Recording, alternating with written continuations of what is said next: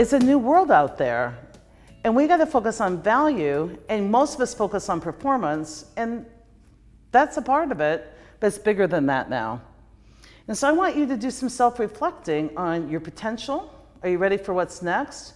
And what's the total cost of you, your emotional expensiveness? And so I'm going to explain it, and for fun, let's all do our own math.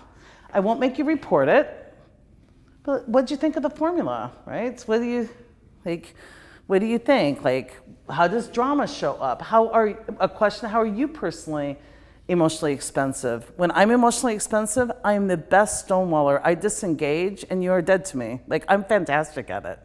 So when I'm emotionally expensive, if we're in conflict, I'm amazing at how long I can go without talking to you. I'm pretty impressed at times. So I have to talk freely about it. And so we look at, folks, if we are only going to survive based on the value we provide, all of your businesses are measured based on value, then what adjustments do you need to make? Where do you need to grow next in order to do your part in adding the value? And don't do this for the business.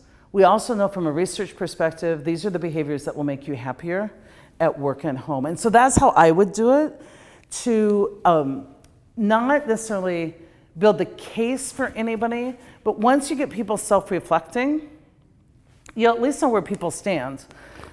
So you'll have about 20% of your people that are so ticked by the exercise. Well, no, they expect us, and we're supposed to be like robots, and we can't have any emotions at work, and they'll totally misuse it. And about 60% will be like, huh, got me thinking. And about 20% will be like, amen, sister, and they need to start managing towards that. And so then, don't worry about these guys. They come up and they're like, I hate the exercise. Yeah, that was my impression too, that you didn't like that exercise. Well, you guys are going to start using this for performance. You know, I think the world's already using it for performance. I'm just trying to connect the dots for you. Don't worry about them. Worry about converting this group. Then your next rounding one-on-one with each of them is, what way did you identify that you could be emotionally expensive? And what would you like to do about that? Where would you like to grow next, right? And these folks, they won't believe they are emotionally expensive, but they get righteous and eat their own young all the time. And so these folks, you work on keeping them from being emotionally inexpensive, because what happens is these folks start judging the judgers. And I need these folks to be completely unaffected by these folks. I need you to be immune.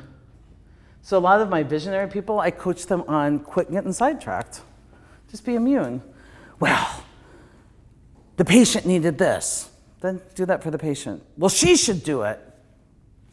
Now you're getting really far away from great. Right? And I have righteous people come to me, well, this should have been done. I'm like, awesome, you feel strongly about it, do it. Well, I shouldn't have to. That could be true, but who needed it? The customer did. Well, then do it. Well, then it lets her buy with stuff. She's already getting by with stuff.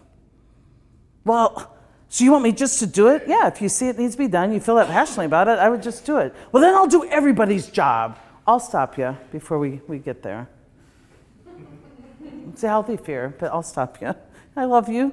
Like, you're spending yourself out on this thing. Well, I do more than my fair share. Thank you. Appreciate that. When you go home at night, how do you feel? Awesome. So we always are helping people understand how corrupted their thinking is.